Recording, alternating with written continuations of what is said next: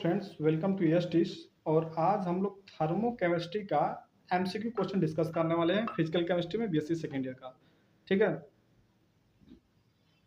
तो चलिए देखते हैं पहला क्वेश्चन क्या है। पहला क्वेश्चन कह रहा है कि which one is the not state function. ये चार ऑप्शन आपके पास लिखे गए हैं, इनमें से पूछ रहा है कौन सा स्टेट फंक्शन नहीं है। देखिए, फंक्शन तो दो ही होते हैं, स्टेट फंक्शन होता है, पाथ फंक्शन होता है। Internal energy, enthalpy, Gibbs free energy and work. देखिए, याद रखिएगा कि वर्क और हमारा जो वर्क एंड हीट जो होता है वो पाथ फंक्शन होता है। तो वही आपसे पूछ रहा है कि which one is not a state function, state function नहीं है। तो हमारा वर्क जो होता है वो पाथ फंक्शन होता है, यानी ऑप्शन डी हमारा क्या हो जाएगा, करेक्ट हो जाएगा। ठीक है, क्वेश्चन नंबर सेकंड देखिए, कह रहा है कि if the delta H value is less than zero then reaction will be. जब डेल्टा एच की वैल्यू जीरो से छोटी होती है यानी वो निगेटिव होगा, और जब डेल्टा एच की वैल्यू निगेटिव होती है वो तो एक्सोथर्मिक होता है, और जब डेल्टा एच की वैल्यू पॉजिटिव होती है तो वह एंडोथर्मिक होता है। तो याद रखिएगा, तो पूछ रहा है if the delta H value is less than zero then reaction will be exothermic, क्योंकि डेल्टा एच का मान क्या हो जाएगा उस समय, निगेटिव हो जाएगा।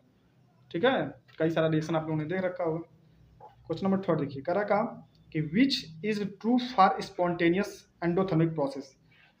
जहाँ पे गिब्स फ्री एनर्जी का मान माइनस हो जाता है, वहाँ पे जो प्रोसेस होती है एंडोथर्मिक में वो हमारा स्पॉन्टेनियस होता है, क्योंकि स्पॉन्टेनियस के लिए एंट्रोपी भी फेल हो जाता है, फिर एंथैल्पी भी फुल होती है। तो वह गिब्स फ्री एनर्जी जो होती है इसको डिफाइन करती है, यानी ऑप्शन बी हमारा क्या हो जाएगा, करेक्ट हो जाएगा। जब भी स्पॉन्टेनियस की बात करेगा ना, उसमें कहीं गिब्स फ्री एनर्जी आ गई और वह वैल्यू निगेटिव में है, तो वही हमारा करेक्ट आंसर होगा, यानी option number B. Question number 4 देखिए, यहाँ पे डैश दिया है, कह रहा है कि is study about energy of chemical system. Chemical system की एनर्जी को किसके माध्यम से हम लोग उसको स्टडी करते हैं, किस ब्रांच में स्टडी करते हैं? थर्मोकेमिस्ट्री, थर्मोडायनामिक्स, केमिकल काइनेटिक और स्टीरियोकेमिस्ट्री। तो ये थर्मोकेमिस्ट्री हम लोग पढ़ रहे हैं, यानी ऑप्शन ई हमारा क्या हो जाएगा, करेक्ट हो जाएगा। ठीक है, पांचवा नंबर क्वेश्चन क्या रहेगा कि unit of heat in the SI system. देखो, लोकल क्वेश्चन है कि unit of heat in SI system, SI system में यूनिट हीट का क्या होता है, तो आप जानते हो क्या होता है, वो जूल होता है, यानी ऑप्शन ई हमारा करेक्ट हो जाएगा। क्वेश्चन नंबर 6 देखिए, anything which depend upon the internal and final state of a system. तो कह रहा है anything which depend upon the initial and final state of system. कौन ऐसा मतलब सिस्टम है जो इनिशियल और फाइनल पे डिपेंड करता है? तो स्टेट फंक्शन जो होता है वह इनिशियल और फाइनल पे क्या होता है, डिपेंड करता है। क्वेश्चन नंबर 7 देखिए, the enthalpy of a system is defined by system या रिलेशन। कह रहा कि the enthalpy of a system is defined bye relation. किस रिलेशन से जो एंथैल्पी होती है उसको डिफाइन करते हैं? तो आप लोगों ने पढ़ रखा होगा कि एच बराबर ई प्लस पी वी, यानी ऑप्शन नंबर ई हमारा क्या हो जाएगा, करेक्ट हो जाएगा। तो सातवां क्वेश्चन है कि the enthalpy of a system is defined by a relation. तो इसका आंसर हमने बताया है S equal to E plus P V, यानी ऑप्शन ए हमारा क्या हो जाएगा, करेक्ट हो जाएगा। अगला क्वेश्चन देखिए, क्या रहेगा कि which of the following always has a negative value. पूछ रहा है कि कौन सा ऐसा मतलब इसमें से स्टेटमेंट है जिसमें हमेशा जो वैल्यू होती है उसकी निगेटिव होती है? Heat of formation, heat of combustion, heat of relation and heat of solution. एक चीज याद रखिएगा, जब भी कोई पदार्थ जलता है ना, कंबस्टन होता है तो हीट बाहर निकलती है, और जब हीट बाहर निकलेगी तो वहाँ पे डेल्टा एच का मान निगेटिव हो जाएगा। तो यानी ऑप्शन सी हमारा क्या हो जाएगा, करेक्ट हो जाएगा। समझ पा रहे हो? मान लो कोई भी रिएक्शन हो रहा है, A plus B is converted to C, तो अगर ये कंबस्टन हो रहा है तो इस डायरेक्शन में हीट निकलेगा, तो डेल्टा एच का मान यहाँ पे क्या हो जाएगा, डेल्टा एच का मान यहाँ पे निगेटिव हो जाएगा। निगेटिव हो जाएगा तो हीट ऑफ कंबस्टन, यानी ऑप्शन सी हमारा क्या हो जाएगा, करेक्ट हो जाएगा। क्लियर? क्वेश्चन नंबर 9 देखिए कि the heat of neutralisation of a strong acid and strong base is always. मतलब हीट ऑफ न्यूट्रलाइजेशन जो होता है strong acid and strong base का, वो ऑलवेज क्या होता है, कांस्टेंट होता है, यानी ऑप्शन बी हमारा क्या हो जाएगा, करेक्ट हो जाएगा। जीरो पॉजिटिव निगेटिव तो होगा नहीं। समझ पा रहे हो? जैसे HCl है, सोडियम हाइड्रोक्साइड है, इन दोनों को मिक्स करके जब जो हीट निकलती है वो हमेशा क्या होती है, कांस्टेंट होती है। ऐसा नहीं है कि किसी स्ट्रांग के लिए किसी स्ट्रांग बेस पे अलग आएगा, किसी स्ट्रांग के लिए किसी स्ट्रांग एसिड और स्ट्रांग बेस के लिए अलग आएगा, नहीं। हीट ऑफ न्यूट्रलाइजेशन जो होगा हमेशा क्या होगा, कांस्टेंट होगा। क्वेश्चन नंबर 10 देखिए, if the process take place in a one step or more than one step but the total enthalpy change always remains constant। पूछा इनमें से कौन सा है? हेस लॉ उसको कहते हैं, या फर्स्ट लॉ ऑफ थर्मोडायनामिक्स कहते हैं, गिब्स फ्री एनर्जी कहते हैं, या एंट्रोपी कहते हैं। तो Hess law very very important topic on this chapter. Hess law पर क्वेश्चन आपके 100% बन के आएंगे। तो आपका काम ये होगा कि अपने नोट से हेस लॉ को बढ़िया तरीके से पढ़िएगा, उसको समझिएगा, और इस पे ज़्यादा से ज़्यादा न्यूमेरिकल क्वेश्चन आप सॉल्व करके जाइएगा, क्योंकि हेस लॉ भी एक ऐसा टर्म है इस चैप्टर का जो बहुत ही इंपॉर्टेंट है, और यहाँ पे क्वेश्चन डेफिनेटली यहाँ से बनने वाले हैं। ठीक है, बाकी first law thermodynamics, second Gibbs frequency, ये सब होगा नहीं। क्वेश्चन नंबर 11 देखिए, कह रहा है कि bound energy depend upon, bound energy जो होता है वो size of atom, electronegativity, bound length या ऑल ऑफ दिस। किसी भी कोई भी जो बाउंड एनर्जी होता है वो सब पे डिपेंड करता है। जैसे देखते हैं ना कि एटम का साइज छोटा है कि बड़ा है, इलेक्ट्रोनिगेटिविटी भी चेक करते हैं हम लोग, बाउंड लेंथ भी देखते हैं। ये तीनों है, या चौथा कर रहा है कि ऑल ऑफ दिस, यानी ऑप्शन डी हमारा क्या हो जाएगा, करेक्ट हो जाएगा, ये हमारा करेक्ट आंसर हो जाएगा।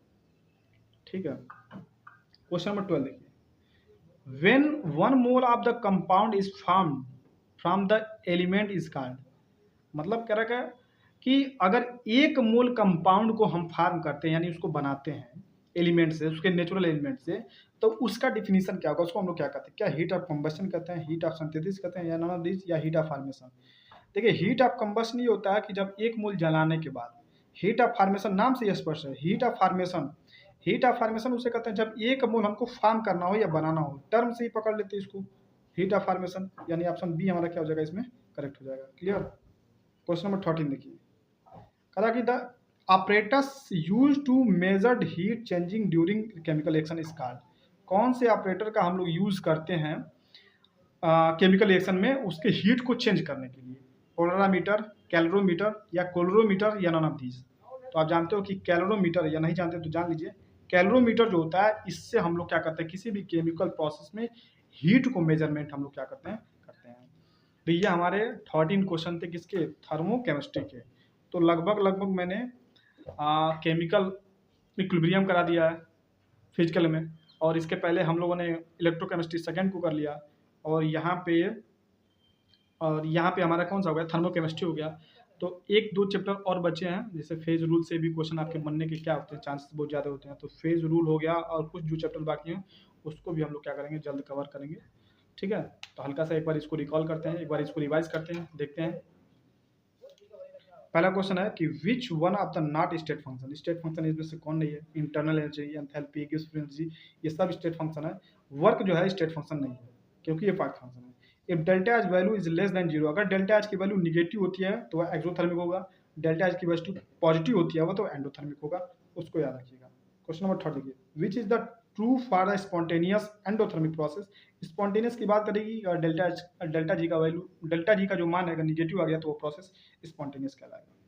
क्वेश्चन नंबर 4 देखिए, dash the study about internal energy of a chemical system, chemical system की एनर्जी को किस ब्रांच में पढ़ते हैं, तो हम लोग थर्मोकेमिस्ट्री में उसको डील करते हैं या पढ़ते हैं। Question number 5, unit of heat in the size system ये जूल हो जाएगा।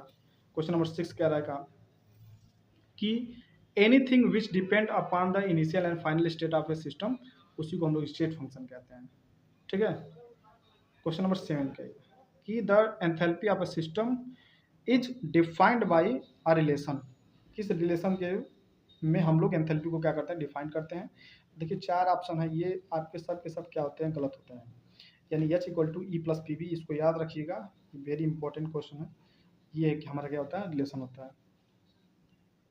Question number 8, which of the following always has negative value, heat of combustion, क्योंकि यहाँ से हीट निकलेगा तो डेल्टा एच की वैल्यू निगेटिव होगी, तो निगेटिव होगा तो वही तो आपसे पूछ रहा है, यानी हीट ऑफ कंबस्टन हमारा क्या हो जाएगा, इसका आंसर हो जाएगा।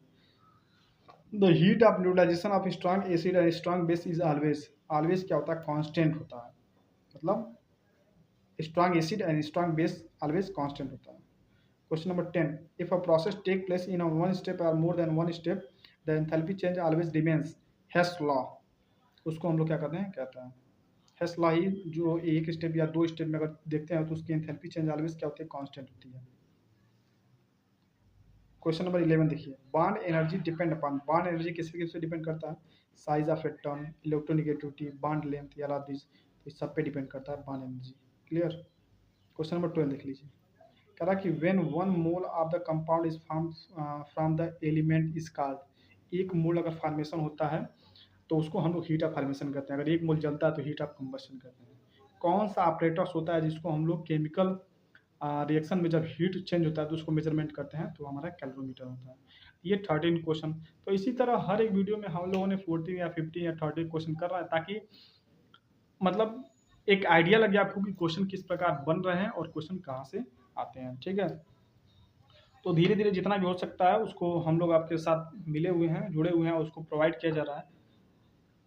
तब इसके बाद हम लोग इनऑर्गेनिक में कुछ चैप्टर बाकी है और ऑर्गेनिक में भी तो बाकी ही है 1-2 चैप्टर, उसको भी हम लोग जल्द ही कवर करेंगे। तब तक के लिए टेक केयर, बाय बाय।